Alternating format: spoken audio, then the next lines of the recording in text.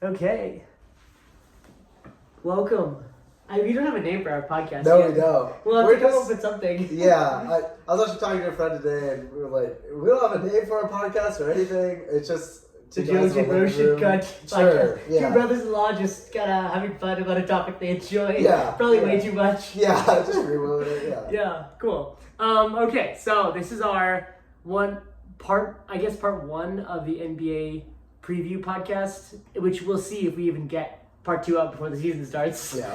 But let's start with part 1 and maybe our full NBA preview podcast. So something that we wanted to hit on this pod was kind of takes for the next year.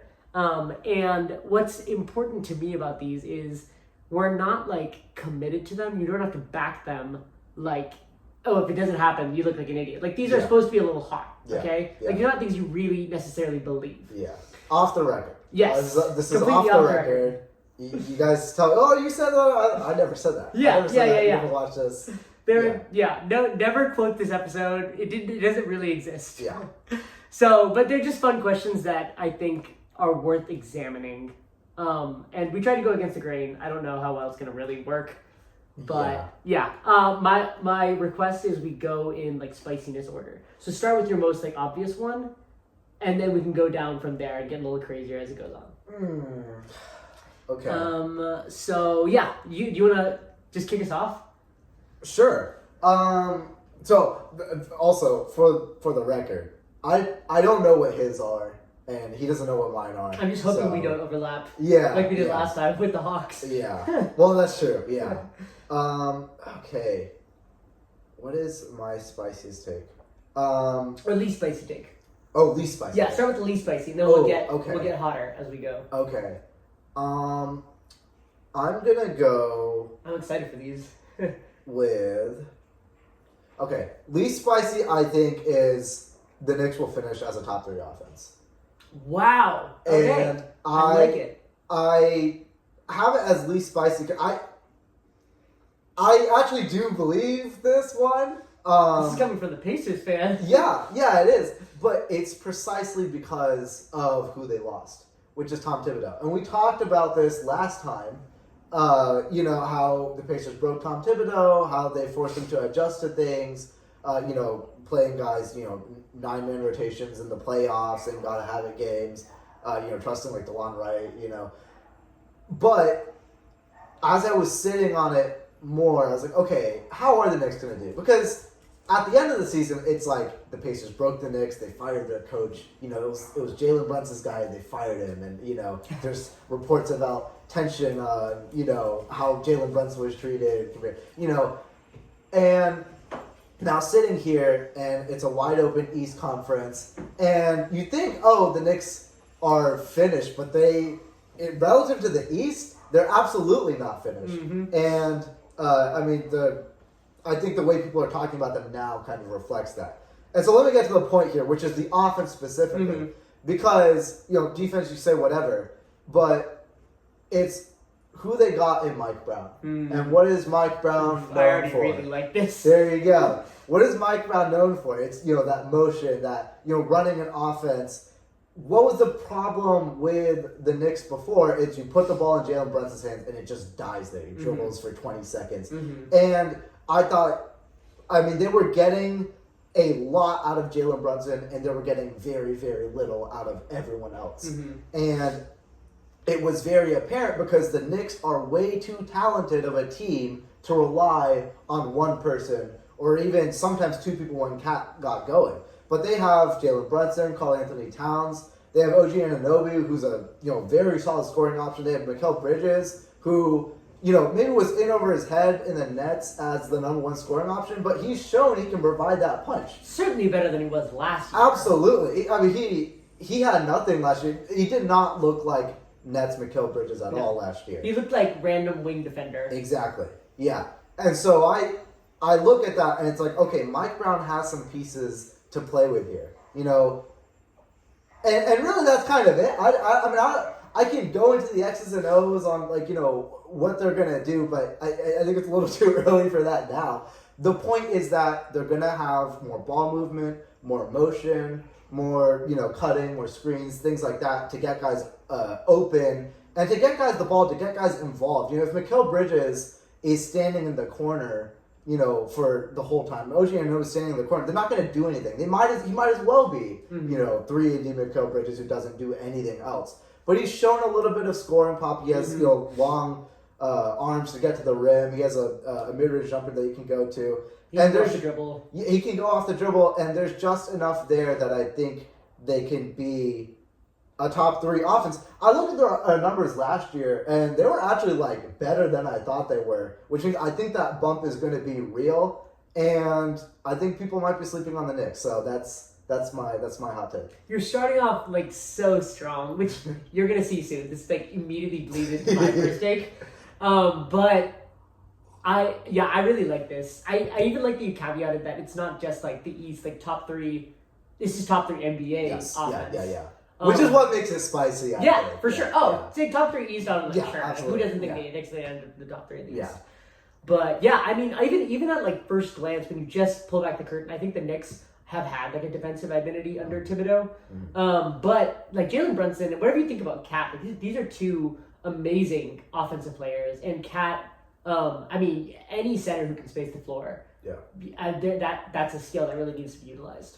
Really, I mean, Cat, I think, was the, to me, this might sound, this is not a hater take, Cat was terrifying to go against, because when he got going, we didn't have the bigs to stop him. He plays bully ball in the post, and he can't do anything. And then he can also pop out and hit threes. Yeah. So when he got going, it was terrifying. Obviously, Jalen Brunson's tough to stop too, but it just felt like there wasn't enough ball motion touches, all that to go around to feed everyone, and that was the biggest thing that stood out to me. But if you build an offense around Karl Anthony Towns, and I don't know, I mean. People like to clown on him, but I think he showed really good things in the last playoffs. So. Yeah, he definitely had a level up to him that I didn't necessarily think that he had. Absolutely. And if he can keep on that trajectory, I mean, just his pure skills alone put him, at the potential to be a really, really scary threat next year. Yeah. So that's a great first one. What's funny about it is I kind of had let's say a take that mirrors or that reflects that, but isn't the same one, which I'm glad about. Which is I guess these 2 hopefully will play off each other. I was thinking a lot about coaches who some of them set culture, some of them what Kenny Atkinson did last year can just put players in the right position to make them individuals who as a team become greater than the sum of their parts. And I think the Knicks is a great example. I really think that Mike Brown, based on what he did in Sacramento and even in the past, can really turn that team into a potential powerhouse offensively. Now, I was trying to think of a team, or I was thinking about this team, where I think that the opposite is true. Okay. I don't think that this coach gets the best out of their players. And a lot of people, they have a lot of offseason hype. There's a lot of thought that, based on some of the additions that they made and the growth of their young players, who I really like, by the way. And I know I'm having this big, massive build-up. I think it'll make sense in a second. I think that the hype is kind of overblown. And I don't think that they really have conference finals contention. And I think it's primarily because they have not figured out their coaching situation. The team, which you might have guessed, is the Orlando Magic. Oh, okay. Yeah. Considering how weak the East is next year, now that the 2 of the best teams are probably not in contention, a lot of people have just kind of slotted the Magic, from what I've seen, right underneath the Knicks and the Cavs as this with Desmond Bane the shooting, and Desmond Bane's a pretty good defender, and growth from Paolo and Franz and things like that. But what have we seen from Jamal Mosley that makes me think that this guy can be the leader of a contender? I haven't seen a single player besides Banchero, who I already think is special. So those kinds of players, it's different. Develop offensively. I haven't seen a hint of offensive cohesion from this team over the years. Any player that goes there, I'm excited about them, and then they just tend to get worse. Wagner was his best shooting was before he joined the NBA. KCP turned into a doorknob when he showed up there. I haven't seen anything from Anthony Black. Jalen Suggs hasn't developed offensively. These are players who I like the culture that he set. Like, he has a great defensive, kind of minded, no one's going to score on us, like, we believe in ourselves. Just good stuff. But as I think in a greater version we saw with Thibodeau, what's the real ceiling on this team when you get to the playoffs and you need like a bucket? You need like a system, an half-court offense that works. So for that reason, in this tape purge at least, I am definitely out on the Magic as a Eastern Conference true contender. Okay. Yeah. Okay, interesting. Yeah. I think the question is good. And it's scratching on something that I've like thought. I kind of put it as, instead of a Jamal Mosley problem, obviously, the Magic were hurt for a lot of last season, and the Jalen Suggs injury was, I think, a big part of that. Huge, yeah. The guard play in Orlando is just not good at all. And you could look at that and you could say, well, are they running an offense at all? I mean, their offense, as good as their defense was also as bad as their offense was. Yes. It was the so... The numbers were wild. Yeah, it was awful. I think I've always looked at it as a product of their roster and of their stars. I mean, I think I have to see it from Banchero. He's often been, criticized for like shooting the mid range too much. He's like, what, I don't know, 6'9", 6'10", 270, somewhere close to that. I mean, he's huge, and it just settles for the jumper too much. He's way too inefficient to be taking that many. No one has really developed a good 3-point shot. And so I always looked at it as that. And I think Jamal Mosley's strength is in that defensive identity. Yes. Which they have taken and ran with, for sure. I want to give that credit to too. So when you say who's someone who has, like, I think, done really well, the example that I thought of was really Jalen Suggs. And honestly, like, he was a top pick coming out of the draft. And, like, it's not like he has, like, experience under... But I just thought that, like, when you think of who the Magic are, I think you think of Jalen Suggs. And obviously, I'm not, like, tapped in, but I always saw that as a reflection of what like Jalen Suggs, the player, is what Jamal Mosley is trying to do with the team. I like that. Yeah. I think you make a fair point, though, because we talked about Tom Thibodeau, and it's kind of like a same story there. Yeah. And different characters. Right, different characters. Completely different. Thibodeau having much more experience in the league, for sure. But if they do much better under Mike Brown, like from a philosophical standpoint, you wonder that. So no, you're absolutely right. They have to prove that they can put it together. They have to prove that you can run an offense. Yeah, now you've got the ingredients, but you have to cook. And so, getting Desmond Bane is not a panacea for their offensive problems. Yes. They have to actually now start producing. So, yeah. I like the pick. Yeah. And I definitely went way too hard my take. Like, they think they could surprise me. Yeah. And I want them to. I like their young players, But yeah, I definitely see shades of the Knicks and Tom Thibodeau. Just a younger, probably worse team. You know. So, yeah, I like it. Yeah.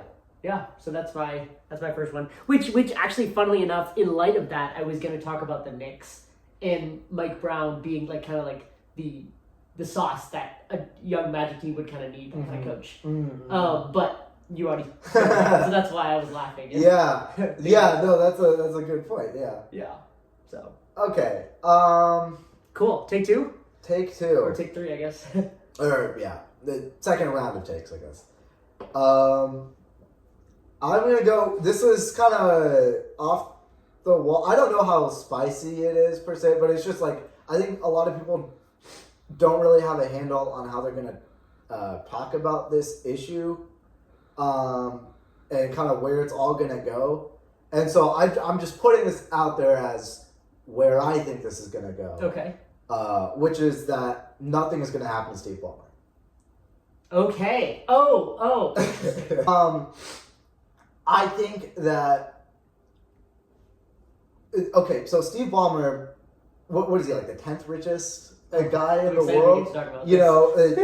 Like, spent so much money on that new Clippers facility that has all the bells and whistles on it. I mean, he's such very good owner. He's invested so much. He's such a passionate fan. Yeah. So he's got the money and the resources and the will. And so that's a very valuable figure to have as the supposed little brother of the Los Angeles Lakers, and all their stars.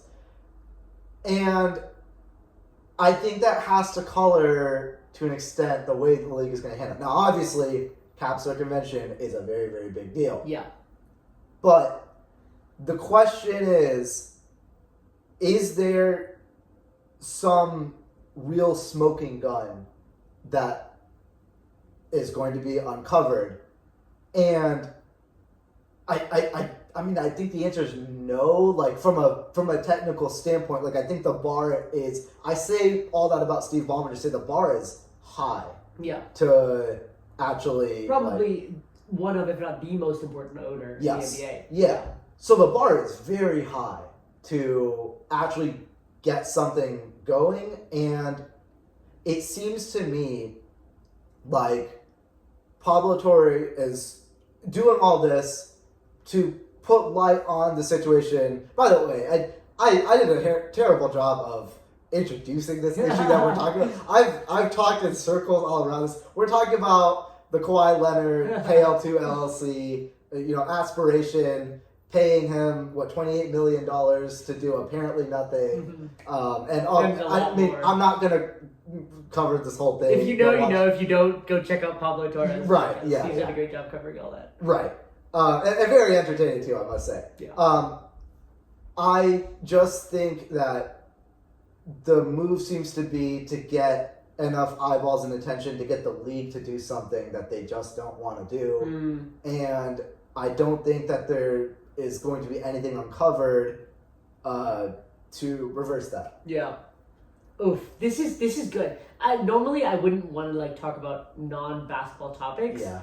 But I love. First off, I'm just obsessed with. There's so much I'm like. Which I knew that you would be okay with this. But not only that, as far as non-basketball topics or off the court topics go, this one actually impacts what happens on the court. So I think it is particularly relevant. Yeah. So yeah, I'm here for it. Oh man, I have so many thoughts. But I think I would. I mean, I think you make a really good point, and ultimately, the question that we all have to, or get faced with in these kinds of situations is how big is too big to fail. Yeah. And the league has to judge for themselves, are they actually committed to the consequences of what could happen on either side, either not doing something about it and everyone getting upset because the salary cap clearly is just a bit of a joke, or doing something about it and I mean the implications of losing, let's say, an owner as big as Ballmer, and the impact to the league that he's made. So a lot of really important questions. And that's the big one, is that there's no real way to split this issue. There's no I don't think you can just slap on the wrist anything because of how big of a deal the cap circumvention is. Yeah. I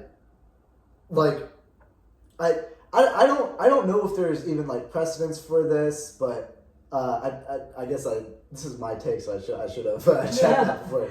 But there's just no way to split it. There's no way that Steve Ballmer there's no way you can spin a story that accuses the Clippers of cap circumvention without implicating Steve Ballmer, but then also letting him go off light enough where, nothing happens with, his stake with the team. Yeah. And I just don't think there's really a way to do Definitively. that. It's not going to find a transcript of the conversation. Yeah, exactly. Yeah. Now, obviously, we say all this, this is completely in the dark. So, I think the heat of this take is that I'm trying to cast a flashlight into a void of unknown, because we're not investigative reporters, and I'm not in law at all either. So I don't know what's gonna happen, but that's what I think is gonna happen right now. Yeah. Okay. Yeah, I mean, no, you make a great point about like how important this is because I mean, Caps for Convention is like sports Bible. Like this is like it can't get more important than this. So in one sense, I hope you're wrong because I do think it's going to decrease the legitimacy of the league. Period. If nothing happens, but on the other hand, like this is either if it happened, then like all the consequences in the world should be poured out on the Clippers. If it didn't happen, absolutely nothing should happen. And you're right. If there's no smoking gun, like this, I think Adam Silver is an innocent till proven guilty kind of guy, which I appreciate, I guess. But yeah, I mean the implications of that is this is probably a lot more black and white, and if they can't find that, then it's white, you know. So yeah, I we'll have to see. Okay, the next question I have, and this is the one that I kind of originated this whole take idea when I texted you is, are we sure that the Thunder are the team to beat in the West next year? And I obviously have, I have one specific team in mind. It has the best player in the world on it. I think they got deeper. I think they got smarter. I think that they're hungry. I think they have some, I don't know, maybe they have some nobody believes in us, but I think they have someone who's motivated and doesn't really care about the outside noise. And I think that the Nuggets might be the best team in the West next year. I'm not talking about record this season, but this team already pushed an unbelievable and very healthy Thunder team to 7 games. I know once someone wins, it becomes harder to push them out. But I still believe that at the end of next year, we're still going to look at Jokic as the best player in the world. And getting through that guy at no point in the play, like this is not like sometimes he like is good, sometimes he lies down. Like every time you want to get rid of him in the playoffs, it has been a grind. I think about going back to the bubble when the Lakers eliminated them. And then they had the Timberwolves, they pushed them to 7 games, even though they were outmatched size-wise. Last year, that team had no business against the Thunder. Just an unbelievable performance from Jokic. And I really think next year, like with Cam Johnson next to him, an actual backup center, they might have I think they might have a slightly lower ceiling considering how unbelievable MPJ shot making can be sometimes. But consistently, and the smarts that they put around Jokic with the guys like Bruce Brown and Cam Johnson, I think that this team is going to be a nightmare to knock out of the playoffs next year. And if it comes down to like a conference finals between these two teams, I think it's going to be a bloodbath, and I am so excited for it. The top of the West is like unbelievable next year, so I'm super excited. Yeah, I think you make a great case for it. This is the question to me. I mean, like one of the absolute biggest questions in the NBA and of the West specifically is who can stop the Thunder? And I think with the Nuggets, like you said, getting an actual backup center, Valanciunas, getting Bruce Brown, getting Cam Johnson, and then even like depth pieces like Tim Hardaway, he can provide a spark. And we've seen Jokic work wonders with like absolute nobody. Yeah. Who was it? When Jamal Murray was hurt in the playoffs, and he was I'm not even remembering, but last year or no, a few years ago when Murray was hurt with the ACL. But like taking like absolute Monte Morris, absolute no one's and making him look good because like when he's your pick and roll partner, I think having the backup center is huge. I'm not sure if Valanciunas is playable in the playoffs. I'm not 100% on that. Yeah. And so I think there's a lot of questions. I like the take. I think when it comes to team to beat, I will always give the team to beat title to the champions at the start of the. Sure, they've earned it. Yeah. They've earned it. You have to give it to them, and this is obviously net rating, win record, one of the best teams that we've seen. But if you want to get spicy, you want to say someone's going to beat them, and it's going to be the Nuggets. I like it. I think the Nuggets, like, they're a weird mix because, like, there's some games, like, I mean, obviously, like, Game 7 against the Timberwolves is, like, what comes to mind. Where, like, it's weird, but for the most part, they are so locked in the playoffs. And, like, they had just no business taking the Thunder to 7 games. Yeah. Absolutely. I mean, you look at, like, all the stats, and you're It was just like... Jokic and Lil Bros. Yeah. It felt like. Yeah. Well, and, like, they would win these, like, weird games and then get completely blown out. And in the blowouts, you're like the How are series they is over. competing? Yeah. How are they ever But competing? each win's worth one, you know? Yeah, exactly. And it comes down to execution, all those things. So, no, I like it. I think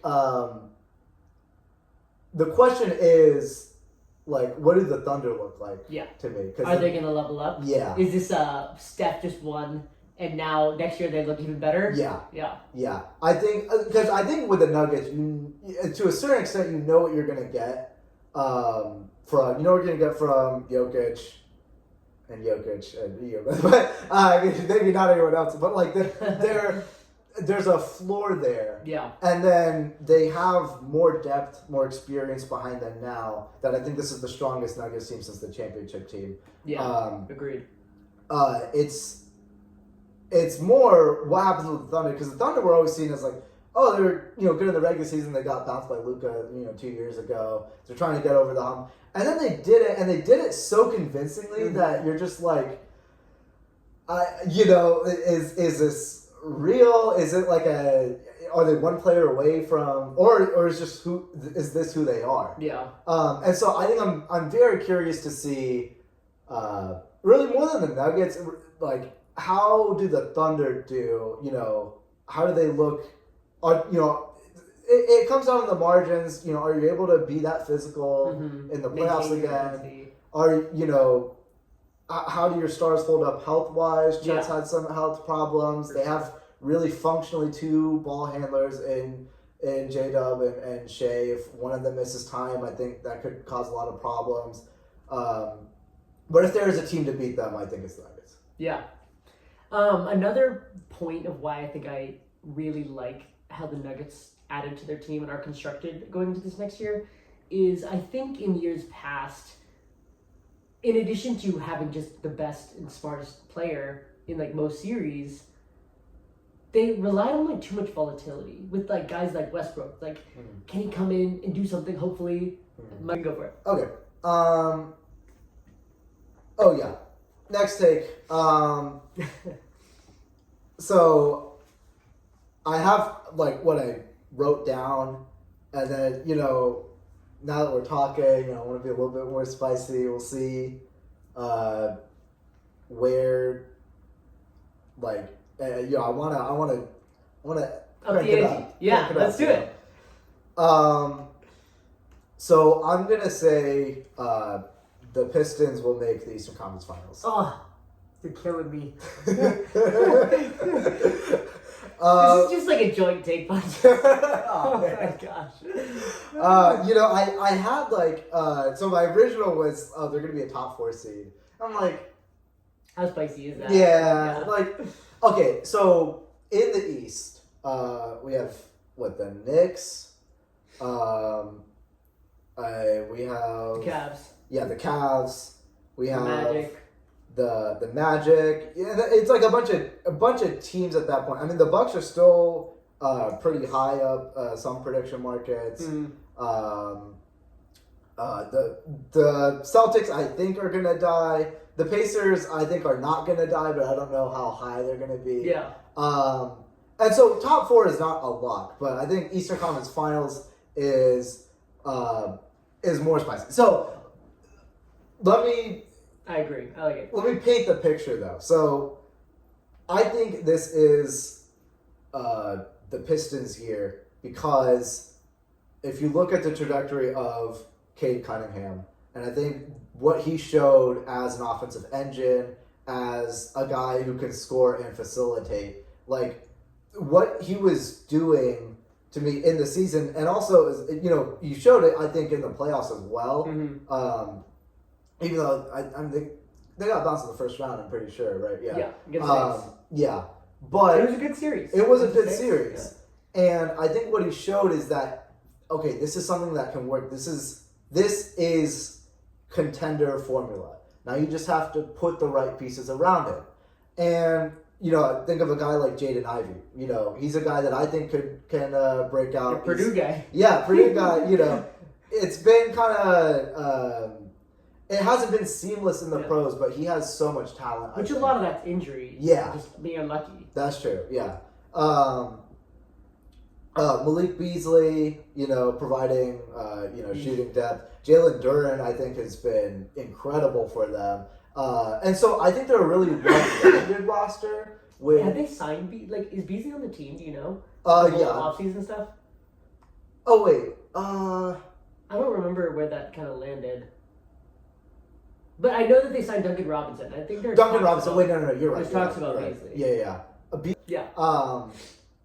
But Duncan Robinson, I think, with how bad Malik Beasley was playing, is a guy we've also seen do it in the playoffs. Yeah. So you have, I think with Duren, defensive-minded center, switchable. You have shooting around him with Duncan, who can, cash off of those passes that Kate's going to do. And then at that, I think the model is somewhat close to, the Mavericks, where you just have, a guy on offense who just gets everything going, and then you have enough, versatility around the edges, and just the rim running center. The rim running center is huge and important. And so I think I look at the East, it's wide open. I don't the teams that I would be nervous about if the Pistons pan out, how I think they will. The teams that I'm nervous about are obviously the Cavs and Knicks. Yeah. And so you're gonna have to go through one of those two. There's other teams we could talk about. It's not like the Pistons are all that, but sure. But the question is, can they beat one of those two? Yeah. And I don't That's a good way know. to think about it. I don't know really what the Cavs are going to do differently or better than last year. And maybe they just ran into a buzzsaw, but it's just kind of we're just going to run it back because we had a really good regular season and a pretty awful playoffs, and we're just going to run it back. And what if it's Magic Thunder or something like that, where kind of a same thing happens? So that's my take. Yeah. Yeah. I like it. I mean, obviously I like it because I'm about to say something very similar, but I cannot stress enough how weird the East is next year, considering that two of the teams that I really would have considered to be title contenders, and not just playoff teams, are not in the picture. So it feels like there's a space at the top for the taking. Mm-hmm. And I definitely am worried about the Cavs. Any Donovan Mitchell-led team, I think, is going to have questions until he proves otherwise. Mm-hmm. Unfortunately. I believe like Donovan Mitchell, but it's just been too much of this, Yeah. So unless maybe Mobley makes a leap or something like that. So yeah, I really like this take. So maybe the angle that I'll take to build off of that is to talk a little bit more about Cade and I think his potential. Okay, yeah. What I look for every year, as far as guys that I'm thinking about who could make the leap, I always want to look for guys who have obviously been in the league a few years, but who stick to their process and do things what I would consider the right way.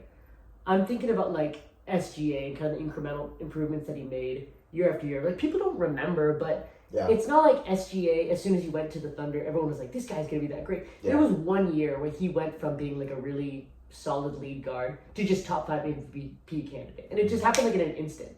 I even think about Jaylen Brown and Jason Tatum during, I think it was 2022, when suddenly mid-season, it just looked like they flipped a switch. They could have done it the whole time, Yeah.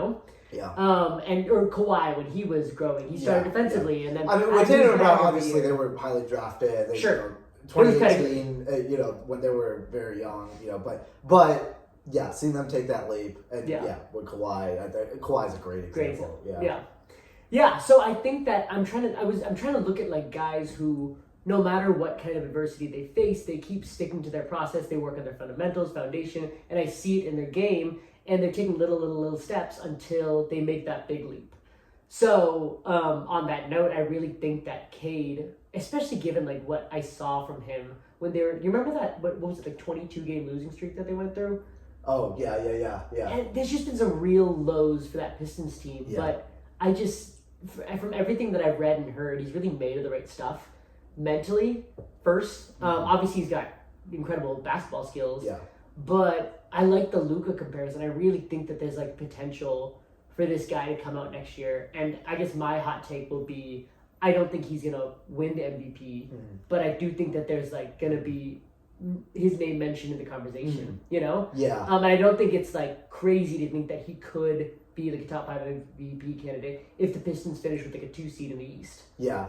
I think that's a great point, and I think, I mean, it really is the perfect compliment, because I feel like, you know, I'm giving the case, and it's kind of the missing piece in like my argument, because like, it's like, oh yeah, they'll just be like the Mavericks, and it's like, well, you can't just say, oh yeah, they're gonna be like one of the best offensive superstars that, you know, we've seen of the decade. Yeah. You know, like, you know, if not way more, like, you can't just assume that, and so I think that is the missing piece, because like the pieces around them are, I think, good, but like it's not like they're like a loaded roster. No, by any means. It's good if Cade makes that MVP leap. And I think that is the missing piece. Because if you look at track record, you can be like, oh, you know, averaging like, you know, whatever it is, you know, 20 and 6, 7, whatever. But that is like, he has to make that leap where he can be the engine behind a, you know, a championship level team, or, you know, not championship, but like, you know, a real contender player, yeah. And if he does that, it's not so far to say he could be on the MVP ballot at the end of the year. You know? Yeah. So yeah, I like the take. I love the take. In fact, yeah. I love the take. Yeah, there's some of these that I know we said like you don't have to actually believe in them. Yeah. And then there's some of them like this one that I'm like, I mean, I could see it. I really could, you know? Yeah. So the Pistons are really exciting. Yeah. And we didn't even mention Asar. Oh, yeah. Who is just a dummy, like, good NBA player. And I'm so excited for his potential. Yeah, no, he is, goodness, yeah. I mean, well, that's, I guess I forgot I was thinking too much about Thompson. But, like, Asar is a huge piece. We're not talking about the Mavs, like, comp. You have to have those athletic guys, you know, who can, like, I think about a guy like Derek Jones Jr. and the stuff he was doing for them. PJ Washington. Yeah, PJ Washington. Like, I mean, Asar is like an athletic freak, and those are the, like, I think it's that balance that's the dynamic that I'm like going for. That is that balance between that like raw athleticism and speed and defensive chops, you know, with the offensive savvy, you know, of the primary initiator. Yeah. So yeah. No, I the more you're like saying it, the more I'm loving the like Dallas comp, which is not, I'm not trying to like say Cade is Luka, but as far as the model that works, like the really smart, slow, kind of intentional creator. Yeah. I mean, it's a great comp, and I really think that Detroit hopefully will continue to build up their roster similar to that like whatever 24 Mavs team. Yeah. So yeah, that's a great one. So yeah. Cool. Okay, yeah, well, it really timed out that your take, that was going to be my next one. Yeah. It came in order, you know? So that's awesome. So I have one or two more, kind of, but these are like a little crazier out there. Yeah. So I don't know how many more do you have? Me too. I have my one that I told you about that I don't know which way I'm going. Oh, yeah. So I'm not gonna do that one. Yeah. Maybe you can, if you want to like freestyle a little bit. Yeah. You don't have to have a take on it. Just like a few different thoughts, because I know you prepared a little bit about it. Okay. So. Well, I guess I'll just do it now. Yeah. Sure.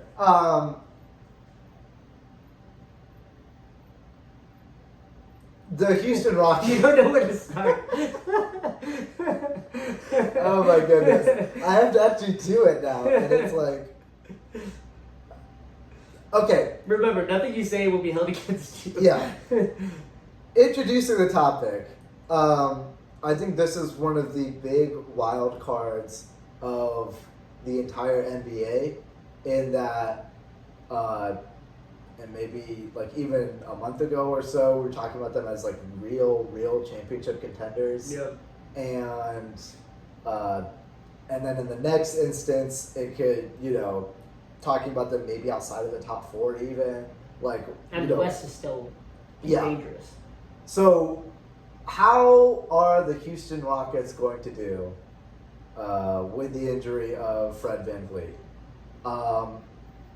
And so my take is really just whatever you think the grade is, I'm just going to go against that. And so I think the grade, right, I love it. When I made this was right after the Fred VanVleet injury. I'm like, oh my goodness, they're finished. And then everyone started saying that. And then I'm like, well, is there an argument that you could go the other way? And so my take is that the Houston Rockets will be just fine. And it's not like, I'm not necessarily like, that doesn't mean I think they're going to be better than the Thunder Nuggets per se. But even if you say, oh, they're the 3rd best team in the West, that's not guaranteed at this point. No. Oh, for sure. Yeah. No. I mean, you talked about like the Warriors, which, I mean, they're well, that was off the pot actually. But, I will be talking about the Warriors. Okay.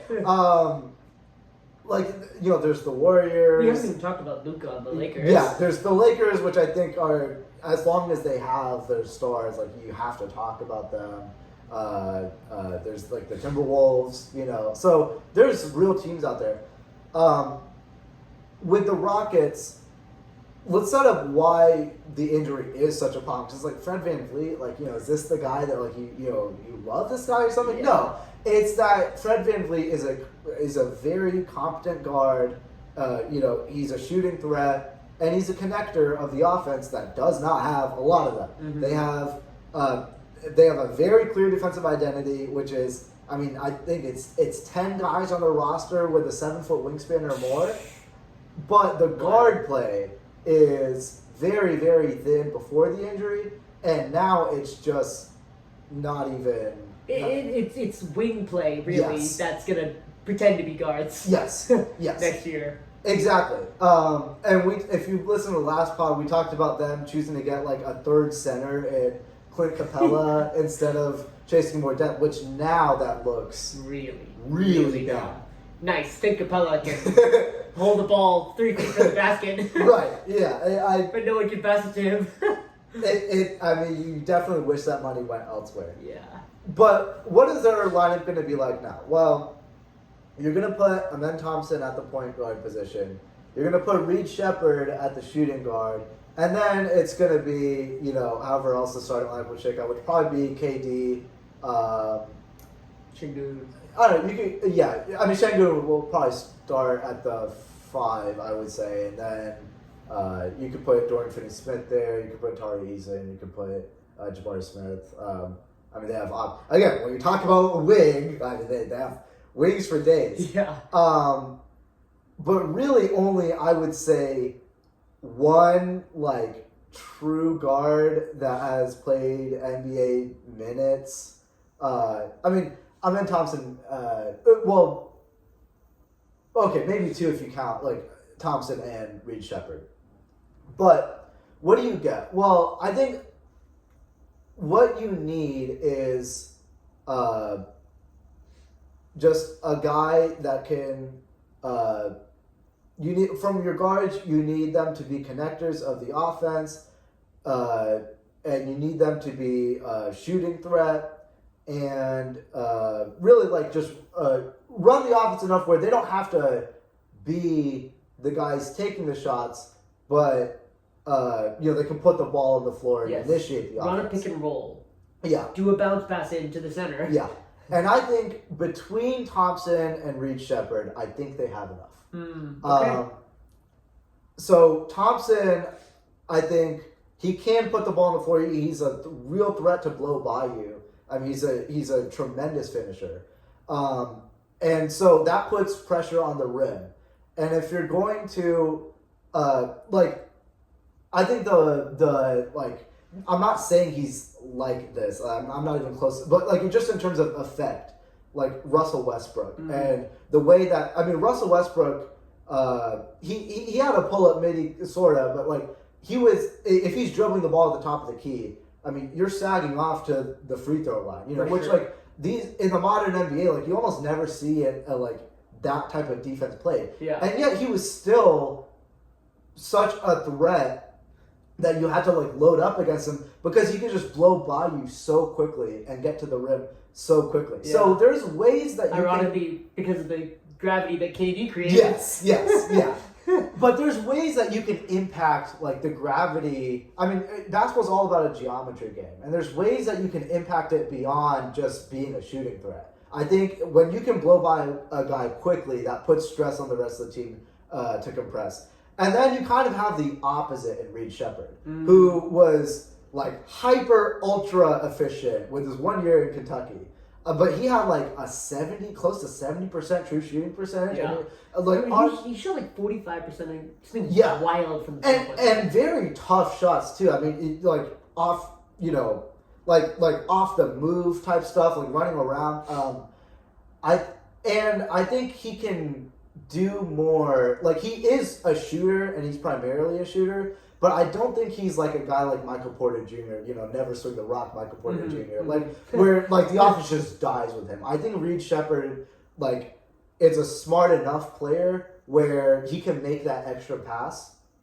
And now doing it at the NBA level is something completely different. And to me, where this argument falls apart is in the depth and, once you get past those guys, and also putting so much burden on a 21-year-old. Yeah, who's undersized already. Right, yeah. That's where I think the argument falls apart. But in that I never thought of Amen Thompson as a point guard type. I always thought of him as a two guard, or even he can play the three, I think. Running the floor, he's not going to have the ball in his hands a lot, but he's, going to be running around, obviously causing havoc on the defensive end, transition, and then, being a hard cutter and finisher. But if he can do enough as a distributor, and Shepherd can do enough, as a shooting threat and connector, the strength of the team is defense and front court play. Yeah. Already. And obviously, they have Kevin Durant. And, that takes a lot of the burden off. So you just need enough from the guards to let everyone else shine. And so that's my take for the Houston Rockets. Nice take. I guess the last one that I had, well, I should caveat really quick. Many years ago, I promised myself, I think it was after Embiid's MVP season, I told myself I am never, ever going to pick the Sixers again to do anything. And my thought was, if they do anything and I miss out on it, then so be it. You know what I'm saying? So I just need you over the next few weeks and months, and however many times we do this, don't let me get on the bandwagon again. I don't care how they look in the regular season. I don't care if VJ Edgecombe flies off of the screen into my living room. I don't care how positive Tyrese Maxey is and how much he smiles during practice. Do not let me pick the Sixers. Because I read a few articles and Beat's going to therapy. And I'm could it be? And then I have to slap myself and remind myself, do not believe. If they win, good for them. It's not going to be because I thought they were going to. So there's a small part of me that wanted to add it to these takes, but I'm just committed to not getting it right if it happens. I love the meta hot take where it's this is so hot of a take that don't let me say this hot take. Because I'll say this.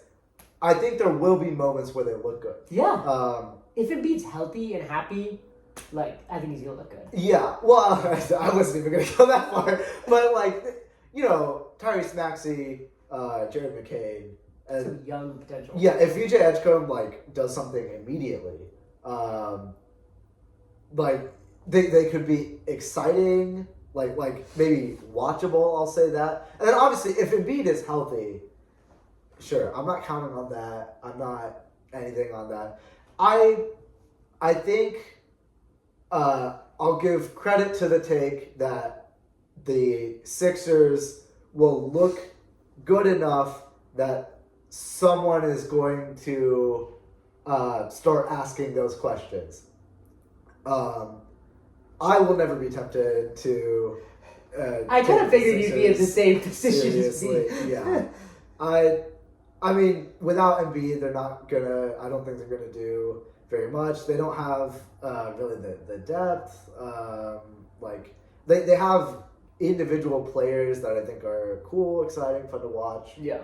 I don't think they have like a team. I think a guy like Embiid being like in and out of the roster may be good for guys' development, but as a team, it's hard to then know what you are and like how you want to play in the moments that matter. And obviously, I mean, the Embiid story is sad, but yeah, it is what it is at this point. Yeah, and, I just refuse to get taken up with it again. yeah, Especially because like all the pieces like are there. The Pacers, who would have been terrible for them, yeah, aren't there. Yeah. You know, like who's gonna like run him off the court? He can bully everybody, including Cat. You know, yeah, and yeah, but I just refuse to let myself be taken in again. yeah. So, anyways, that was just an aside. My actual hot take, which I debated even keeping this in, kind of as we mentioned before, because of like how much everybody's talking about them, is that I wonder if there's a little bit of 2022 magic left in these Warriors. And the reason I even got on the take is I was looking at some championship odds, and the Lakers have like way better odds. I don't know the exact numbers than the Warriors. And to me, obviously, I mean, Luka causes a lot of things to just kind of work themselves out. But I don't see how, when it comes down to depth, and even like if obviously everything starts and ends with Curry's health, right? I want to see how he looks after some injuries. He's older, you know. You never know each season to season. Yeah. But considering that the guys that they signed after the Kuminga signing went down with Horford, you know, and I don't know if these guys are all guys that they'll be able to rely on because of the age piece of it. But I think that some of what we saw at the end of the regular season and into the playoffs when Butler, Draymond, and Steph were healthy, I think that's real. And assuming there's no big drop off, which is a big assumption, like this is a hot take, I think that the Warriors could be a real threat next year. We definitely wouldn't have them above the Thunder and the Nuggets, but I mean, it's Steph. Like, this is one of the greatest basketball players we've ever seen. And if anybody has a little more magic in him, like, there's part of me that doesn't want them to just go quietly into the night. So. Yeah. I think that if there is a year, like, they set themselves up really nicely with, like, this is kind of our last hurrah. Yeah, it's giving Last Dance energy. Yeah. I appreciate a franchise, like, knowing where they are and, like, just going with it. It's tough to sell me on this team as like a serious contender, simply because I don't think they can run with anyone. I don't believe, like, to me, they're good enough where if you're, the Warriors are like a test on, like, are you a playoff team or not? Like, you think they're like the tier you need to be in. Yeah. Okay. They're at the line. They're at the line. But I don't know.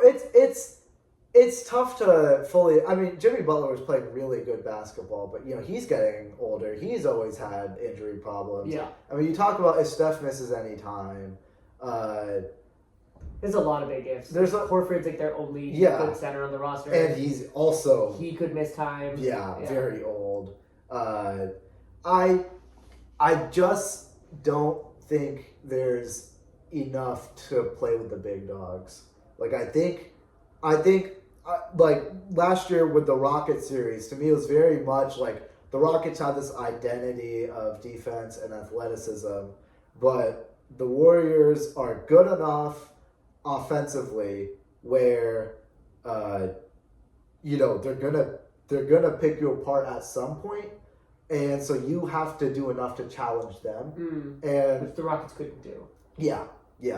And obviously, when the Rockets were able to get out in transition, then that was great for them. Yeah. But you have to, when the game slows down, the Rockets were not good enough offensively last year to get over that hump.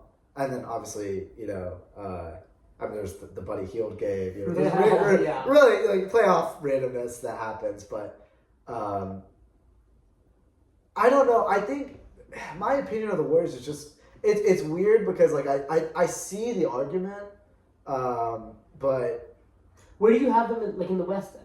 What do you think?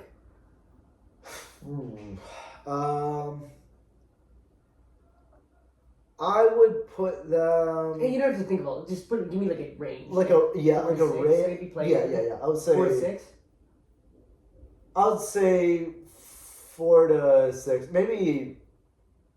Flirting with the play-in, really 5, 6, 7 is where I expect them to So you think maybe the ceiling could be closer to second round exit? Yeah, kind of thing? which is kind of where they've been. Yeah, the last few years for a while. Yeah.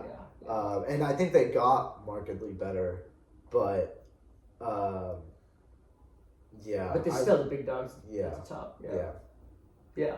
No, you're probably right. Yeah. But it's a good. I It's a good. about it. Yeah. Another team I think we should probably mention, speaking of that 4 to 6 range, is the Lakers.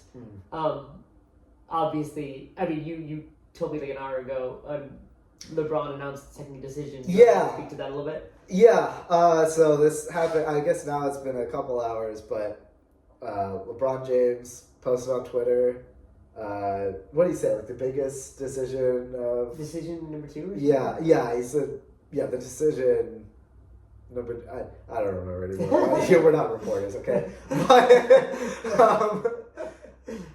it's either an ad, or he's going to retire, or this is his farewell season.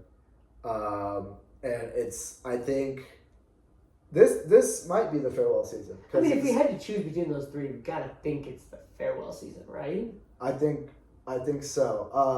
He would kind of screw the team quitting or retiring a week before the season starts. Yeah, I don't. And now, obviously, there was some friction between him and the Lakers. Yeah. I don't think there's no way LeBron would end his career, if it was a spiteful type of thing, which I think it would be seen by a lot of people like that. Yeah. I don't think that's how he wants to go out. No. Yeah, there's a big part of me just wants to think it's an ad. I saw people talking about Prime Day or something. That would be wild. Yeah. It kind of reminds me of the Snoop Dogg ad about quitting weed, but it was quitting smoke, and it's the smokeless fire. Oh, I don't think I remember that. That was the thing a few years ago. There's stuff like that happens, but this I think, he wanted to play with Bronny. He's been saying that as a career goal a long time. Mm-hmm. He did that. He did. At this point, he doesn't, Austin Reeves said. Austin Reeves thinks he could have retired after 2018 and retired as the GOAT. Obviously, I think that being the all-time scoring leader has changed a lot in a lot of people's minds. And also won another championship. Yeah, and also won another championship. But he has nothing to prove. No. This is year 23. It would be fitting if he retired in year 23. Yeah, I didn't even think about that. And he we talked about in the last podcast what I think of the Lakers. And obviously Luka's great, but I think the Lakers front office has made it clear they're going to move on with or without LeBron. He doesn't really factor into their future plans. Yep. So it's what is he really playing basketball for? And to me, I hope the answer is me. For the love of the game. Maybe. Yeah, right. Obviously he can keep playing but I don't think the Lakers are good. I don't know what LeBron thinks. I don't think the Lakers are serious. Like, I would have put them, like last year, I was high on them going to the playoffs. My opinion of them completely changed. I don't think getting DeAndre Ayton solves their front court issues. Yeah. They lost Dorian Finney-Smith, who's one of the players that played all 24 minutes of their elimination game. So they already didn't have depth. They got Jake LaRavia, like players like that, but he's fine. These are marginal. Dorian Finney-Smith. Yeah. These are marginal moves that are not really gonna change very much in the grand scheme of things. And so if LeBron sees the writing on the wall, also if we're talking about LeBron recent news, there's reports about nerve irritation in his glute. So I think rehab gets to people at a certain point. Playing the game takes a toll. LeBron's talked about that all the time. And so, if the team is just like a general playoff contender, he's already played with LeBron, he's already done everything he wants to do in his career, this might be the last season. Well, yeah. So that's. Do you have any more takes? I should ask. I don't really care.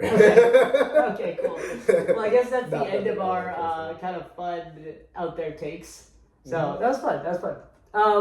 The next thing I kind of wanted to get through, I wanted to do a 2021 NBA Redraft. Okay. And the reason I wanted to do this was I was going through it. This was one of the years when the Rockets were terrible, so I was more invested in the draft than the actual season.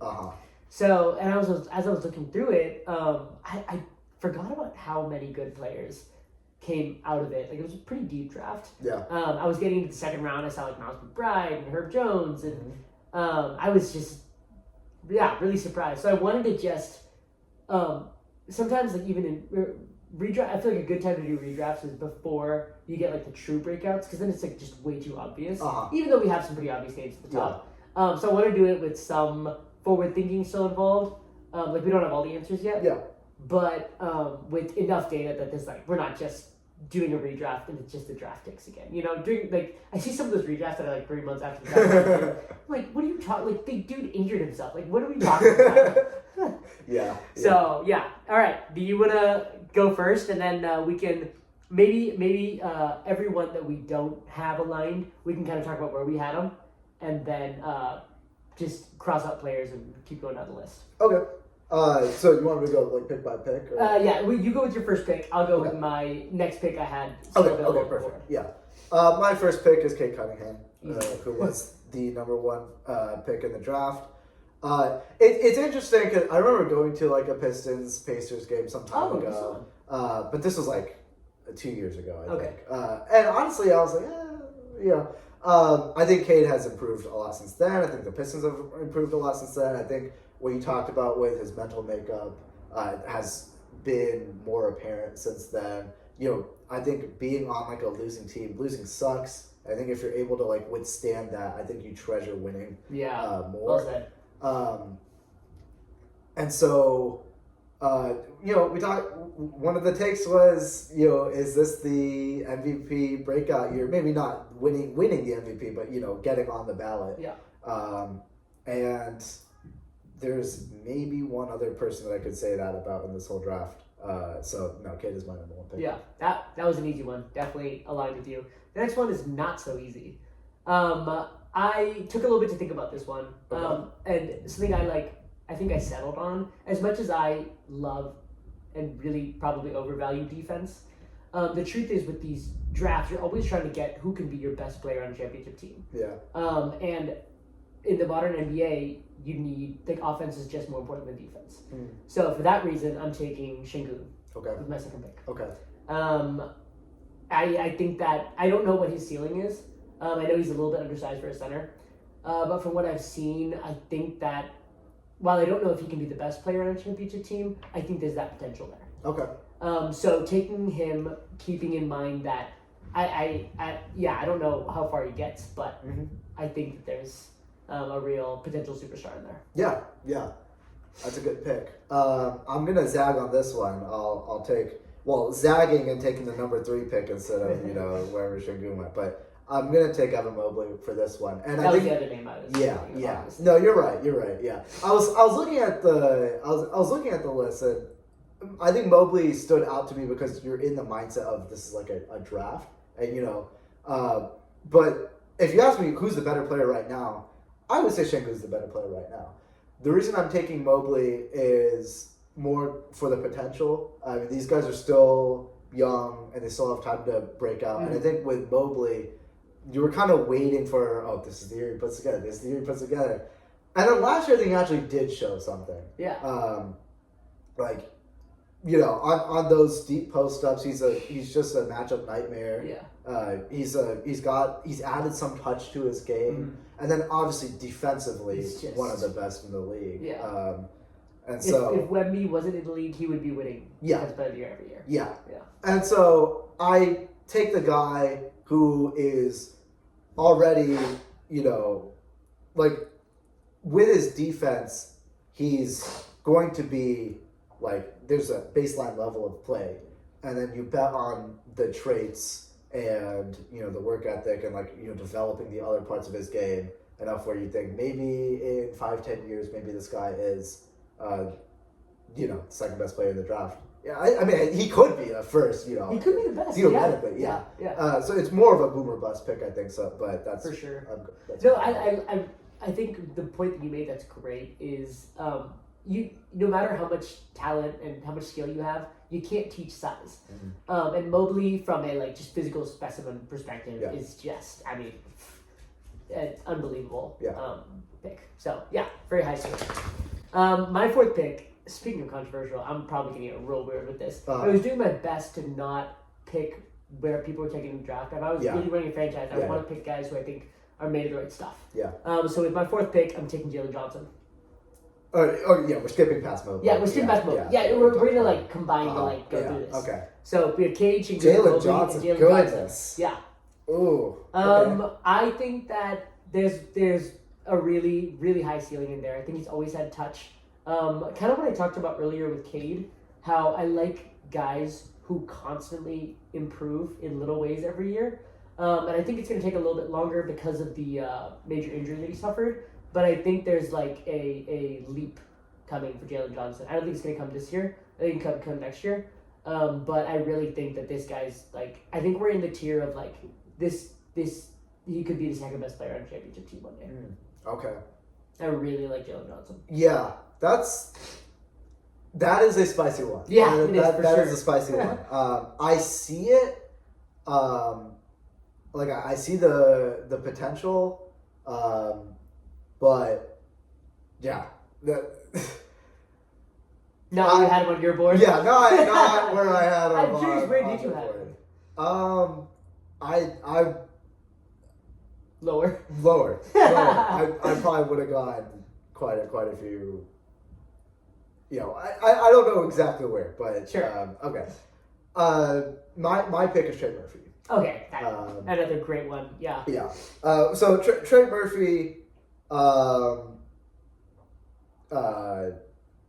pick later on in the draft, but immediately 3-and-D guy can put it on the ground. I think he's I put him kind of in the. It's different players because he's younger, but I put him on that Mikal Bridges type of tier where a guy who's a really good 3-and-D guy, has length, can put the ball on the floor and can put the ball on the floor enough where he's not just a 3-and-D guy. Yeah. He can. No, that's a great call. He can initiate off, and those are the guys that I love to have on my team. You love if you're a championship team, you just love having those. Any guys. championship team over the years is littered with those guys. Yeah. He's a really, really good player. I wanted silently rooting for the Pacers to trade for him. I felt the exact same way about the Rockets. Yeah. As soon as the Pelicans were everyone's available, I was like, please. Well, and that's how this is. Yeah. So that's good. Yeah, that's my fourth pick. Another great one. Okay, cool. I had Franz Wagner next. Okay. I've been a little bit out on him, kind of in relation to my Magic take. from earlier, but I think that his athleticism still pops off the screen. I think he's a great defender too, with great size. That I think has been a little over tasked with running an offense that has little spacing, not a great plan, and I think that that's like eating into his confidence as a young player. But I still see a really, really good, smart, and efficient player somewhere inside. And I think that he every time I watch him, I feel like he pops off the screen a little bit with his combination of size and playmaking. Yeah. And I think that if he and the Magic can put it together a little bit over the next few years, that he'll definitely fulfill this prediction. So yeah, same player for me actually. Oh, really? Yeah. But I just putting Jalen Johnson over Franz Wagner. Yeah. I mean, it's a take. It's a take. But yeah. Franz Wagner for me too. A guy that I think is kind of already shown to be like all-star potential, like kind of on that like fridge right now. We can see it potentially going there. Yeah, for sure. And he has room to grow. If his shot falls more consistently, I think he's very crafty, which is like really cool for a guy his size to like see that. And so that's my pick as well. I'm not gonna spend too much time on it. Yeah. I'm gonna look like crazy this year with Jalen Johnson, but I have a lot of Jalen Johnson. Yeah, maybe I need to watch more Jalen Johnson tape or something. But he's good. But like Wagner is like and Murphy. And Murphy. I took a long look at it, but I really wanted to pick this based off of what I thought. And sure. So. Okay, next up, I can't sleep on my defensive guys for too long. So I gotta go Jalen Suggs. Okay. Just what it still blows my mind watching that Magic team last year. Ben Carroll went out. The team still looks good. Maybe it's Wagner. Wagner goes out. The team still looks good until Jalen Suggs goes out. And that to me just speaks of a guy who like the team follows him into the break, into the mouth of the shadow. And I really think that that intensity that he brings, the on-ball defense is some of the best in the NBA. So I love watching him play. I love his mindset. Yeah, good pick. I love Jalen Suggs too. I thought I was going to be higher on him than you were, and I guess I was wrong. My pick, I guess, continuing in the like long wings that you love to have on your team, I'm taking Herb Jones. Right where I had him. Oh really? Yeah. Okay, all right. I thought it was like a little bit more of a, but no, that's good. Herb Jones, I think, is like not as offensively polished as Trey Murphy, and that's why like they're different players to me, but they would still like you love the length, you love the defense and the athleticism. So, Herb Jones. Yeah. It's funny. I often think, or I've thought that the Pelicans are a pretty terribly run franchise. Yeah. And one of the worst teams in the NBA. Then I look at some of their pieces and I'm like, I would kill for that guy. Yeah. I just think that if Zion was able to stay healthy, there might be something interesting there. These two players that I love. Yeah. And there's other pieces on that roster too that are interesting. That is a good point because I've been, I think probably for the last maybe 2 years, I was kind of in on the Pelicans. I was like, I point Zion, and then the spacing and the defense from these guys. So I believe in point Zion, and spacing, defense, length. Ultimately the fit between Brandon Ingram and the rest of them, I guess, just didn't work out. But I don't really know. I mean, injuries played a big part in that, but just kind of sucks. I mean, for that, there was a 1 month period maybe 2 years ago that you thought I think they did get maybe that was 3 years ago, but they got to number 1 seed and then fell off a cliff after that. But, I remember there was a lot of smoke with that team. So unfortunately how they didn't pan out. But anyways, next one up, I think we've dropped far enough for me to start thinking about getting back to what's the potential of these players. Okay. So for me, I have Scotty Barnes. Okay. I Scotty Barnes is such a weird player, but I can't sleep on the fact that he just does a lot of things like pretty well. He's got good size. I think he's got good athleticism. And as far as like potential goes, those are always where you start, right? He's got, great wingspan. I think he's got instincts.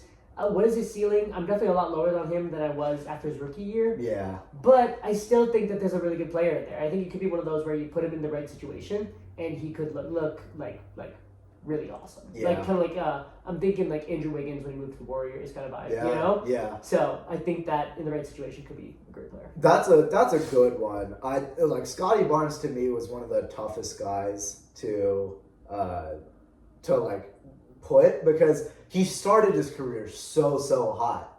And then the Raptors decided that they wanted to like build around him as like the future. And I don't know if he's lived up to like those expectations. And so it's like the Scotty Barnes hype went like super high up and then it fell off a cliff. Yeah. But then like, okay, how good is he really? Like, maybe he's not the future of like a franchise cornerstone guy. Yeah. But he's still a good player, right? And he's still kind of like, when we're talking about potential and like wing archetypes, like I still think like he could be a real contributor, like a Wiggins type. I thought that's a great comparison. So that's a good pick. My pick is a guy that I really like. And he started his career off a little slow, and then I think last year he kind of showed his chops and really his like heart, I think, and that's Davion Mitchell. Oh, I love it. I really like Davion Mitchell. I'm undersized, guard. Offensively, I watched him actually, when they came to Indianapolis. I thought like he was good at the college stage. At the NBA level, there was kind of looking to have a more consistent shot and things like that. But the dude is a dog. Like he is just an absolute dog. If you are a perimeter defender, watch Davion Mitchell tape. His instincts, his like anticipation, beating guys to the spot, getting his hands on the ball, like a real attack dog, like point of attack defender, and hustles like none other. And I really like Davion Mitchell. I really liked him coming out of the draft, and it's taken a little bit, but I think he can just even keep building. I think he can develop a shot. I think he can develop like a good enough offensive game that like you don't have to take him off the floor when you you need to get going. Yeah. And I think he can start being a neutral or a positive on that end. And defensively, he's just incredible. I love those guys, and he's one of those guys. Oh, I'm so glad that you said that. I had him a little lower in my rankings, but honestly, after hearing what you have to say and thinking about my next guy, I'm so much more excited about Davion Mitchell. Obviously, I went to Baylor, so I love Davion Mitchell. Yeah. But you nailed it. I mean, the defensive instincts, and hopefully he can develop more of his offensive bag. He's another one of those hard workers. Yeah. So, got a lot of potential. Okay, the next guy who I am just not as excited about, but I think really needs to be talked about because he's got one of those offensive games that matters as far as the kind of guys you want to build around. Josh Giddey. Okay. Okay. I think there's obviously some real flaws, but from what I saw from the Bulls last year when he went to them, I don't think the Bulls are very well run. But making that move made a lot of sense to me because how far are you going to go with a guy like Caruso versus how far you could potentially go with a guy like Giddey? Like you're always if you're not going to commit to like rebuilding through the draft, you have to take shots like what the Pacers did with Halliburton, what the Bulls do with Giddey. Get a guy like that who can pass, get your guys out running, and try to build some sort of identity. And I think that Giddey is the type of player. I'm not saying he's the player. He's the type of player you build around. So I'm doubtful as to what the ceiling is, but Yeah, Giddey's another one of those really interesting players. Again, opinion of him has gone way up and down as his career has gone. I'll say it, like, I flamed the Bulls for making that trade. I was like, what are you doing? You're trading, like, a championship, like, a piece, with that experience, and, like, another one of those, like, kind of dogs I'm talking about with Alex Caruso. You traded him with the Thunder, and you just got Josh Giddey, who no one really even wanted, and you didn't get anything else. I flamed them for that, and I think that, to me, it was a year later, the definition of a win-win trade, where Giddey was able to show, with the Thunder, and them, being like a really high seed, he wasn't able to do much offensively when it was the Shea show and he's in the corner. He's not, a big shooting threat. He made some nice passes and fun. But it's like, okay, this is not a guy that, like, we can really play with the level that the roster's at. But with the Bulls, now you can put the ball in his hand. You can let him run the show. And I think it is showing results. To me, the issue is, like, how far does it take you? That's a great question. And that's kind of, obviously, like, he wasn't a good fit with where the Thunder were at in their timeline. But it's like, can he get to a point where he's good enough to be like that? Because his defense is not good. He doesn't have a shot. He's really crafty. He's a good, passer. He can distribute, initiate, run breaks. Again, one of the more unique players in the league. But I don't believe it gets to a place where, like, I'm a contender and I love, like, maybe as a backup point running the bench unit, or maybe something like that. I don't know. It's just, at this point, his career could go a lot of different directions, and I'm not yet sold that he can be that. So yeah, no, that's why he's followed this far in the redraft. But yeah, who's your next guy? My next guy, this is kind of boring. All these picks are boring right here, I'll be honest. Yeah. Jonathan Kuminga. Yeah, that's what I had. Yeah, okay, all right, yeah. I think you have to mention him. Honestly, surprised he wasn't taken higher. I was just kind of, like, waiting for you to take him, and then didn't take, and then just never. I'm glad you took him down. But I actually do believe in Kuminga. I think he could be. I do think there is merit to his complaints with Steve Kerr, with the Warrior system, not really letting him have the ball in his hands, not letting him, cook. He is long, athletic, has size and speed and touch and a shot. And, like, you're just kind of waiting for it to put it all together. But I think he has, like, everything that you need to be a good, like, scoring threat at, like, a high level. It's, he got rewarded with the extension. The Kuminga thing has just been, like, again, kind of with a lot of these guys have been talking about, like, waiting for him to, like, fully break out and then not fully getting there. But where does he fall? I think he still has potential. Maybe he could benefit from a trade like the one Josh Giddey, made, where he's, able to have the ball in his hands a little bit more. But yeah, that's where I'm at looking at him. I like him still. So yeah, no, that was the obvious pick for sure. Yeah.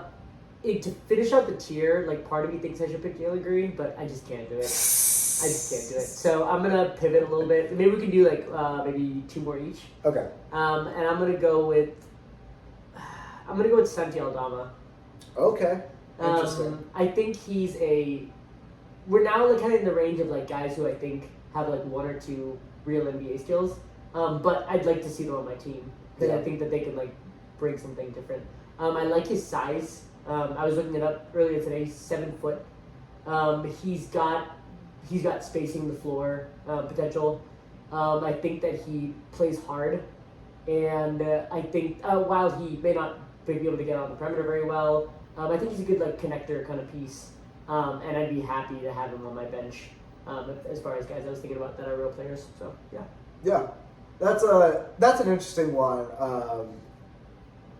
I think he's never really like popped to me as being able to stay in front of like guards when he gets switched onto. But he's not like the worst either.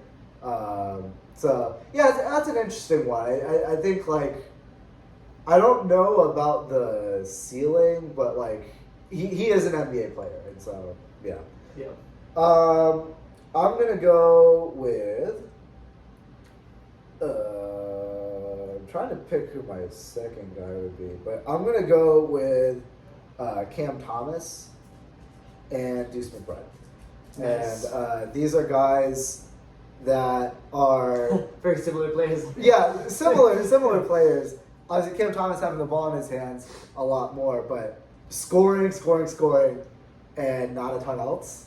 But boy, can they score! They can score. They sure can score. Not much else to say there. I mean, Cam Thomas is, I think, an interesting player. With how valid do you think his complaints are? How good do you think he can be? Like, is he just eating up offensive possessions? Yeah. Or is he actually showing something more?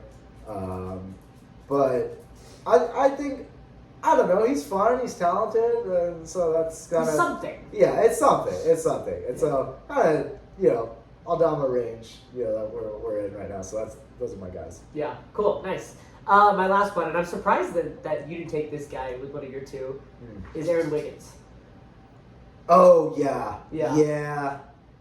Yeah. But, I mean, to be fair, I do think that we're, like, talking about a similar range, because as much as he made an impact on a championship-winning team, like, it works when it's, like, in the role. But as soon as you start adding usage, I think it looks a little bit different. But I do think that Aaron Wiggins, we still haven't seen the best of what he can be. But kind of similar to these guys, like, when it's on, it's, like, awesome. Yeah. And I think what I like about him is that even if it's just, like, for one game, when he can swing. Like, his offensive bag is, like, pretty good. So again, kind of fitting this mold of, like, he may not bring a lot of skills, but the one he does bring is, like, that's a real NBA skill. Yeah. So, yeah.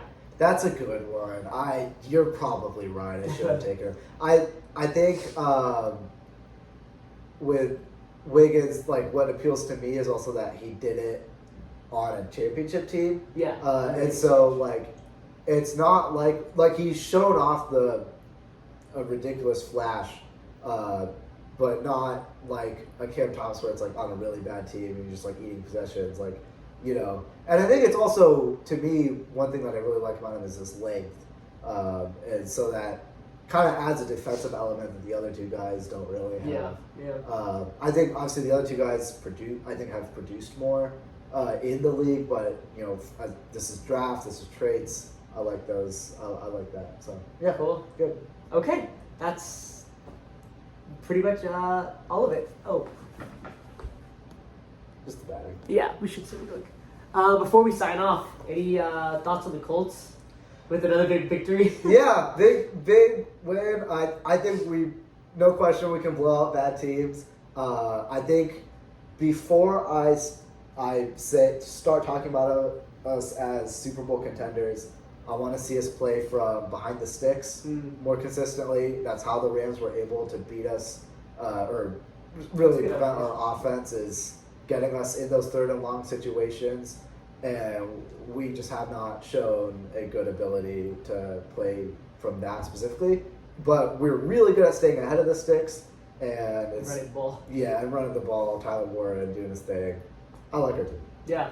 The one thing that I was kind of impressed by is they're pretty much the only team in the NFL that they don't have a single game where I'm like, what the heck was that? After the Bills lost last night. Yeah. I like every single Colts game. The losses are understandable, and all the wins are like, wow, that was impressive. Yeah. So that's at least something. So the point differential is like stupid. Yeah. Well, we lead the league in point differential By now. a wide margin.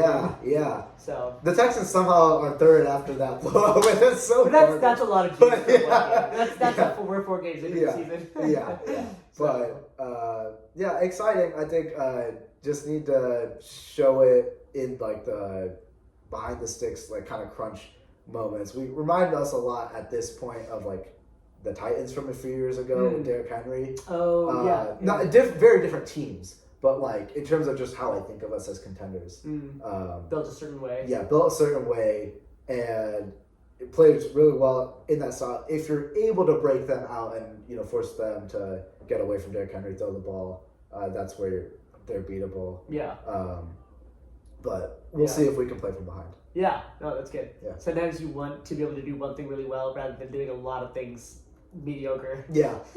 So, yeah, cool. Well, thanks for joining. And hopefully we'll get in one more before the season starts, but no promises. Yeah. So. Yeah, we'll see, because I'm in